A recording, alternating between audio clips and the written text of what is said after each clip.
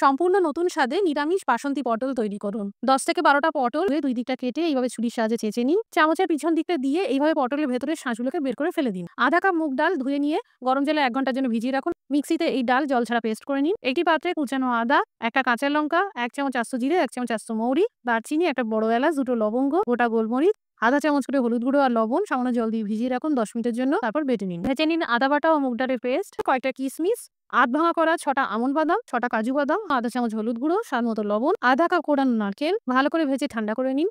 এবার পটলের ভেতরে এই পুরগুলো ভরে দিন। অর্ধেকটা ভরবেন, পুরোটা নয়। লো টু মিডিয়াম ফ্লেম করে পটলগুলোকে আস্তে আস্তে ভেজে নিন। ফোড়নে ভেজে নিন 1 চামচ আস্ত জিরে, একটা শুকনো লঙ্কা। এবার বেটে রাখা মশলাটা দিয়ে ভাজতে থাকুন। ফ্যাটানো 3 টেবিল চামচ টক দই দিয়ে দিন। কালারের জন্য আধা চামচ হলুদ গুঁড়ো দিয়ে ভাজতে থাকুন। ভেজে নিন কাজু বাদামের পেস্ট। এবার স্বাদ মতো লবণ দিয়ে 1 গ্লাস গরম জল দিয়ে দিন। 2টা কাঁচা লঙ্কা দিয়ে দিন। এবার দিয়ে দিন আধা চামচ গরম মশলার গুঁড়ো, 1 চামচ চিনি, 2 চামচ গাওয়া ঘি আর ভেজে রাখা পুর ভরা পটল। আরো 2 মিনিট রান্না করে নিন। তৈরি নিরামিষ বাসন্তী পটল।